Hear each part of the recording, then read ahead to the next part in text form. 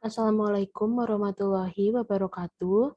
Saya Mulia Rahmadiani, NPM 19012010330 dari kelas Bisnis Internasional F012. Di sini saya akan memaparkan hasil review jurnal Strategi Memasuki Pasar Global atau Global Market Entry Strategy. Jurnal yang saya pakai di sini yaitu Jurnal Nasional berjudul Analisa Strategi Pemasaran Ekspor CV Amarta Indotama dalam Memasuki Pasar Global yang ditulis oleh Fitriani, Retno Widowati PA, dan Sutrisno Wibowo dari Universitas Muhammadiyah Yogyakarta.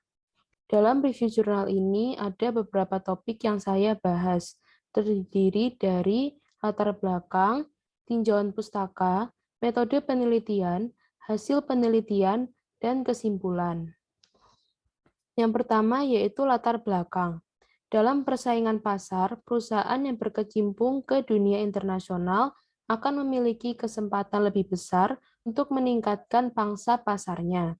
Kesempatan tersebut tentu tidak dapat diperoleh secara mudah karena pasar global akan menemukan tantangan dan juga hambatan. Selain itu, terdapat berbagai strategi pemasaran yang dapat dilakukan, yakni salah satunya adalah ekspor.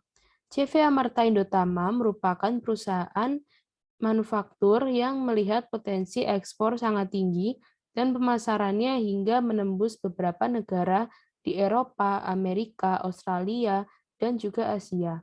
Persaingan yang semakin tinggi menjadikan perusahaan harus memiliki strategi yang efektif dalam mempertahankan daya saing dalam pasar global, mengantisipasi ancaman, dan juga meminimalisir kelemahan perusahaan. Lalu yang kedua kita akan membahas tinjauan pustaka. Tinjauan pustaka ini yang pertama ada strategi pemasaran. Menurut Kotler dan Armstrong, strategi pemasaran dianggap sebagai logika pemasaran yang diharapkan dapat menciptakan nilai pelanggan dan juga hubungan yang menguntungkan satu sama lain. Terdapat tiga aspek dalam strategi pemasaran. Yang pertama yaitu segmentation, pemasaran massal dan pemasaran mikro. Yang kedua targeting, konsentrasi pasar tunggal, spesialisasi produk, spesialisasi pasar, spesialisasi selektif, dan peliputan keseluruhan. Lalu yang ketiga ada positioning, berdasarkan manfaat produk, penggunaan produk, atribut produk, pemakaian produk, dan pembeda dari pesaing. Lalu yang kedua ada bauran pemasaran. Menurut Kotler dan Keller, terdapat beberapa strategi produk dan komunikasi internasional, yakni perluasan langsung, penyesuaian produk, penciptaan produk, penyesuaian komunikasi, dan penyesuaian ganda. Terdapat pilihan penetapan harga, yakni penetapan seragam, berbasis pasar, dan berbasis biaya.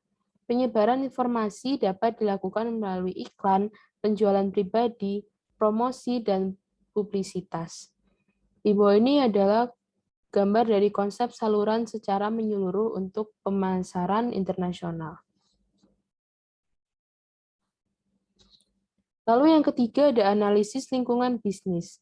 Menurut Hanger dan Wellen, terdapat faktor-faktor strategis internal, diantaranya struktur organisasi, budaya organisasi, nilai dan kebiasaan perusahaan secara turun-temurun, lalu sumber daya, bahan baku, produksi, barang, dan jasa organisasi seperti keahlian, kemampuan, dan bakat, fasilitas, konsep, dan prosedur teknis. Menurut David, terdapat faktor-faktor eksternal, diantaranya yang pertama kekuatan ekonomi, berdampak langsung terhadap potensi daya tarik dari berbagai strategi.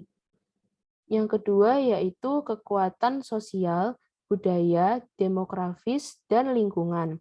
Adanya perubahan yang muncul disertai dengan peluang dan ancaman dalam lingkup sosial, budaya demografis, dan lingkungan. Lalu yang ketiga, kekuatan politik, hukum, dan pemerintah. Pemerintah sebagai pembuat regulasi dan peran lainnya dapat mencerminkan peluang atau ancaman bagi organisasi kecil atau besar. Lalu yang keempat ada kekuatan teknologi. Teknologi yang semakin berkembang dapat menjadi peluang seperti pasar baru dan inovasi produk dan juga ancaman dalam perumusan strategi. Lalu yang terakhir, analisis kompetitif. Model 5 kekuatan Porter sebagai pendekatan yang digunakan dalam pengembangan strategi untuk menghadapi persaingan antar perusahaan. Lalu selanjutnya, saya akan membahas metode penelitian. Metode penelitian yang digunakan yaitu deskriptif, kuantitatif, dan studi kasus. Penggunaan teknik observasi dan wawancara kepada pihak perusahaan, serta melakukan studi pustaka atau library research. Data yang digunakan yaitu data primer dan juga data sekunder yang akan dianalisis menggunakan analisis SWOT. Kemudian diolah menggunakan matrik internal dan eksternal dalam menyusun kerangka strategi yang akan dijadikan alternatif. Lalu selanjutnya saya akan membahas hasil penelitian. CV Amarta Indonesia melakukan pemasaran secara individu, di mana pelanggan dapat menentukan apa yang dibeli dan bagaimana cara transaksinya. Kemudian, target pasar yang menjadi acuan CV Amarta Indotama, yakni konsentrasi pasar tunggal, yakni hanya satu bagian yang menjadi fokus kegiatan. CV Amarta Indotama menggunakan differentiation produk agar lebih dikenali oleh pasar internasional dengan peningkatan kualitas dan juga keunikan produk. Dalam penetapan harga, CV Amarta Indotama mengacu pada harga seragam di mana saja untuk menghindari diskriminasi harga. Proses penjualan barang tidak dilakukan secara langsung, melainkan terdapat pihak ketiga, yakni PT Roma Export yang akan menjual kembali produknya. Karena CV Amarta Indotama belum memiliki perwakilan di luar negeri. Selanjutnya, CV Amarta Indotama melakukan pameran internasional, penjualan pribadi, pertemuan agen, pengiriman sampel produk, dan juga memiliki website untuk melakukan komunikasi pemasaran.